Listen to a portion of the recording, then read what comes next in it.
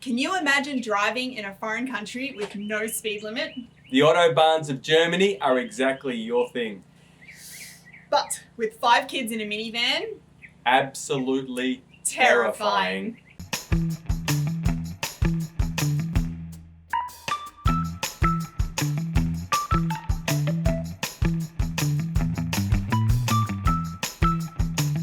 Do something. Like, highway to the danger zone, danger zone. Hi everyone, welcome to Learning Brave. I'm Skylar. I'm Ross. And together we are here to provide you crazy stories about travel and take you around the world with us. In today's episode, we're going to be talking about our experience in Germany driving on the Autobahn, purchasing a car, and some of the crazy adventures we had doing so. So transport is one of the main things that we have to think about. There's a few different options with transport. There are train systems that can be amazing, bus systems, driving in a car, Hiring a car. buying a car. What else? Biking. Motorbike. We actually have some friends that biked all the way across Germany. True. True. Sounded amazing. You can even catch a boat down the Rhine River. Yes. So today we are going to tell you about our adventure in Germany when we experienced the terrifying Autobahn. So to transport our large family around Europe, we realized that we were going to be there too long to rent a car. Yeah, 9 months is not really a cheap rental, No. if you think about that. I think I calculated it was going to cost me about $10,000 to rent a car for 9 months. That wasn't an option. And we had way too much crap to try and catch trains everywhere. Maybe it would be a good idea in the future once we one day learn to be minimal. One day. Maybe if we drop a few kids, it might help too. Yeah. Maybe if they're all teenagers and can carry their own stuff. That might be helpful too.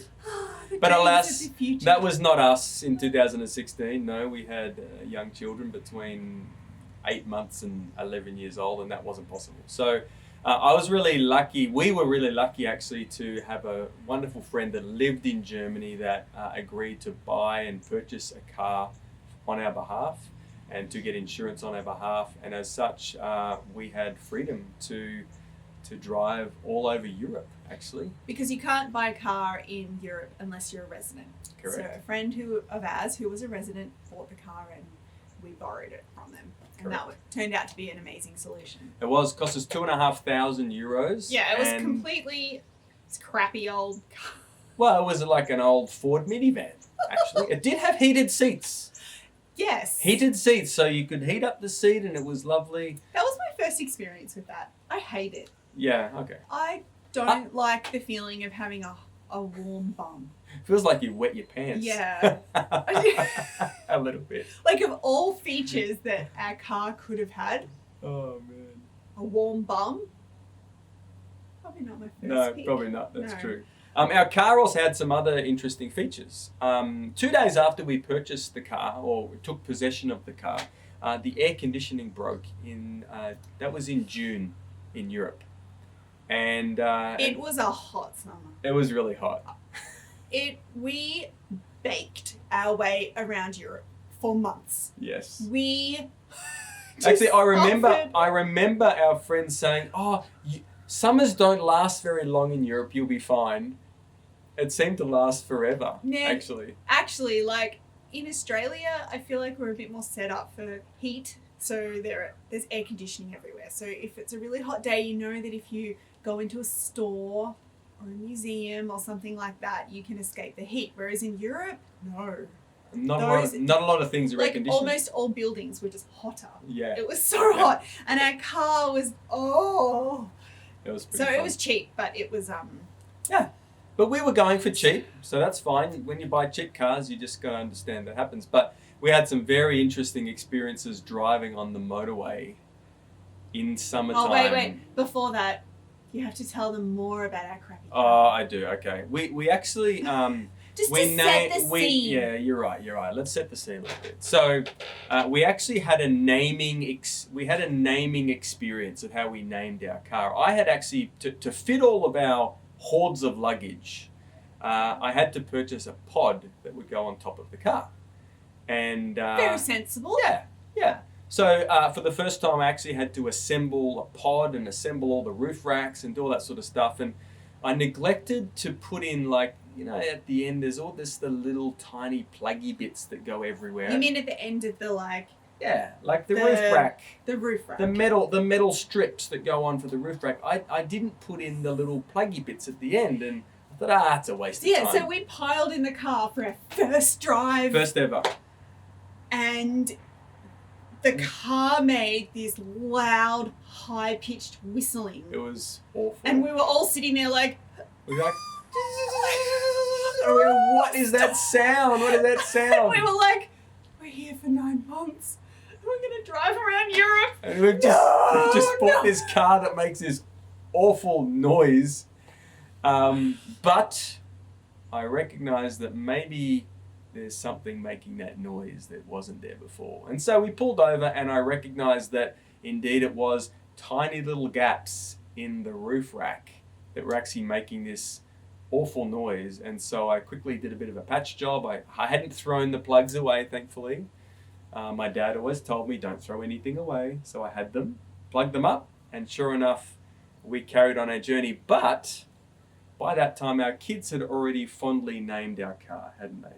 What about the suspension? I'll get to suspension next. Our car had been named officially Whistle and Squeak. Oh yeah, the squeak came from it rained, and the first time we used the wipers, it went and the whistling, and oh boy, we were like, this is great. We're on our way to Munich. First time in our car that we have affectionately named Whistle and Squeak. Because it squeaks and the pod I put on makes it whistle. And it's extremely annoying. Yeah. We're trying to be positive. But we patched it up and everything was fine. But by that, the name had stuck, Whistle and Squeak. Just before one of our first journeys, I was actually loading the car. And for me to load the pod on top of the minivan, I literally had to stand on the roof. So we were visiting some friends. Because we had so much crap. Yeah, it was just so much. Like I couldn't, it was high up there. I'm a pretty strong guy, but to haul these massive packs and then put them on the roof, I had to actually get up there and place them all. And like so always, you're up on the roof like... yeah, I literally was like standing on the roof, my legs spread over the top of this pod. And if you've ever used the pod, you'll know that you've got to get everything perfectly sealed for the little click to go click and shut. So I had to sort of rearrange things. So this one particular time I was there and it just wouldn't go. It was the very start of our journey, it just wouldn't go. So I'm on there, I'm literally like heaving like WWF wrestling on top of this pod, and I'm in a neighborhood and there's people walking past. In Germany, walking past going, what the devil's happening here, you know? In German. Yeah, well, they didn't say anything. I could just tell that's what I was thinking. Their faces were like... It was like, who is this crazy man? So I'm up there trying to WWF wrestle this pod into submission, and in the middle of that, I heard this almighty crack and crunch, and I just stopped dead. I was like, what have I just broken? I had no idea what I'd broken. I don't think I even told you. I was like, no. Just hope for the best, right? This is right at the beginning of our trip. Family 9 months launch of adventures. Yeah. So anyway, we drove a little bit and it seemed to be okay. I didn't think there was any problem. And it wasn't until a month later that I went to get you did notice a problem. I didn't. It was a month later when I went to get the whole experience was a bit rattly. Look, the car was old. It was €2,500. What do you expect? But I did go to get the air conditioning checked. And while I was getting the air conditioning checked and they told me, nah, it's a big leak, don't even bother. They did tell me that I had broken one of the suspensions in the back wheel. So now I knew what the crunch was. So we're here to show you that you can travel like cheap and crappy. You can. We've done it. Like, we still had the best time and made amazing adventures, and now we have stories about like the crappy car. So not everything has to go perfect. Had we had a perfect car, like a brand new one, and hide it, we would not be having this YouTube episode because there'd be nothing to tell, would there? Because it would all be perfect. It would all just be perfect. So we're like the Banner family for like bad imperfect travel. Well, we're like the MacGyvers. Yes, that's me. That's you. Yeah. We'll tell you some stories about that is later. my like spirit animal. Who? MacGyver's your spirit animal? Yeah. I don't know if he'd appreciate being called a spirit animal somehow. I met him. You have, yes. She was. He loved me. She has a fan. She has a famous crush. Yes, I do. He drew a love heart on my hat. So Richard Dean Anderson, if you're watching this right now, we remember you. No. I remember you. I do. I remember you. Fun stuff. So we had broken suspension, no air conditioning, and a pod that was a little bit faulty, and here we are traveling through Europe. Okay, so the Autobahn. I had heard of it, that there were no speed limits, and my brain didn't really compute much more than that. Like, I don't know, I didn't even think about it. I just thought, oh yeah, that makes life easy. No speed tickets. Yeah. That's like the only thing I thought about. But it was terrifying. Like, oh my gosh. Well, actually, before we get on to that, there is one thing that Germany does that is brilliant. We have learned... Germany do a lot of things brilliantly. True. It's one of my favourite countries. Everything is orderly and set out and smart. Germans are smart people. I love it. And yeah, there's a lot of rules, but True. some of them make sense. So as we travel around to different countries, I wish we could create a land of like the best bits of every country. So with Germany, the brilliant thing they do is... try to do that, don't we? So if, let's say there's a 3-lane freeway, all big trucks, what are they called in the US? Lorries. Like in Australia, we'd say truck, but in the US, I think the US call them semi-trailers. like a truck means like a ute. Semis. Yeah. The real big ones, Yeah. semi-trailers, I think Yeah. they're called. Anyway, I think our mixed audience will get it by now. okay, right. They all have to go in The right lane. the right lane. Yeah.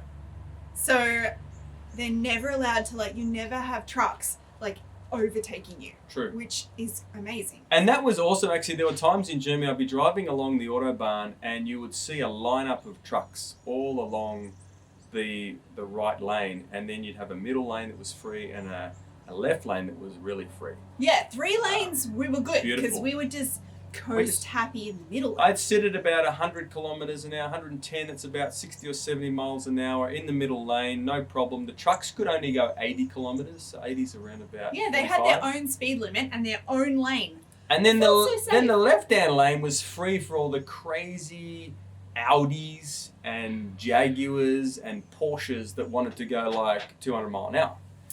Which works great when there are 3 lanes, but when there were 2 lanes, oh my gosh, the trucks still had their own lane, and then everyone else was in the other lane. I mean, you are allowed in the truck lane, but then you'll inevitably end up squished and sandwiched At between 80 two kilometres an hour, that's giant not very trucks, fast. and it's frustrating. So So let me tell you this story this one day. This is a true story here. I was driving along in Germany, and there was it turned from 3 into a 2-lane Autobahn. The trucks are all lined up on the right-hand lane. I'm like, I'm not going there. Sometimes when it was, when there was a bit of room, you would go into the right lane, but inevitably you're coming up to a line of trucks, you want to get out. So I was in that situation. I was in the right lane. I'm coming up to some trucks. I'm thinking, oh, they're a little ways ahead. I might just pop out into the left lane and just try my luck here and just get around it. Mind you, I'm going 110 kilometres an hour. because you got more space in the left lane. Well, there's no one in the left lane, right? Yeah, you're not going to come. So I'm going to overtake to the left lane and then going to go back into the truck lane again. So I look in my rearview mirror. I'm very good at driving. Look in my rearview mirror. No, nobody there. No problem. Put the indicator on. Okay. You looked again. Yeah, off into the right lane, left lane, and I'm going along the left lane. And no sooner had I gone into the left lane that I see this blur approaching me from behind in my rearview mirror. Like, it wasn't there when I first started indicating. When I got into the lane, this car was flying up my backside, man. It just came out of nowhere behind me. And here I was going, I can't go any faster. I want to get out of it. There's trucks Trucks. blocking. I can't go any faster. So this, And I reckon it was an Audi. The Audi drivers, man. I don't know what it is in Europe. Audi drivers are crazy. I reckon it nearly had to put its brakes on to stop. I cannot imagine. How fast do you think it was going? I reckon it was going about 100 miles an hour. It's about 160, probably even faster, 180 kilometers an hour. It was absolutely fanging it along. That's a shout out to you, Danny. Danny Lawton, Melbourne, Australia. They were fanging it. Fanging it is an Australian slang term. For all my Very fast. For all my students out there, it was like yeet. It was crazy. So we either had to be in like the truck lane going extra slow and being stuck all the time between these huge big trucks, or defying death. Yeah, it was. We with took our lives. The Porsches and the Audi. Took our lives in our hands Not by the going Audis. The Audis. Audi. Das ist Audi. I don't know what the slogan is. It's pretty cool. And defying it. So we lived to tell another tale, but it was pretty hair raising. There is an element you haven't mentioned. So for all of this, I'm just going to remind everyone that we're from Australia, and in Australia we drive on the left-hand side of the road. Of course. And going to Europe, they drive on the right-hand side, except England, but we weren't in England. So we were in Germany to begin with, and Austria, and we were driving on the right-hand side of the road. I was too scared. I didn't even. I actually really need. She saved my life, our lives, many times as my co-pilot. My co-pilot yeah, driver. it was like a two-person job. So he would be the driver watching out for the crazy Audis, and I'd be like you're drifting. Like if she was like heading. I didn't need automatic driver assistance. I just had her saying, "You're drifting! You're drifting! Watch out! We're gonna die!" I'm very good at that. So, something about going from the left-hand side to the right-hand side to the right-hand side, you drift that way. You do. And like just when you're first doing it, like figuring out spatial recognition. Yeah, like so you end up like drifting off the road. Remember? Yeah. And so and then all like look, either way is terrifying. This way is like the scary Audis. This way is trucks. Oh my gosh. So that was a bit of our experience in driving in the Autobahn. Awesome. If I was young and rich and had an Audi and I didn't care about life, I would just love it. But father of 5 driving in a minivan, terrifying. So it was fun though. Hit subscribe, tune in for some more crazy stories and some more vicarious travel. See you later. Bye.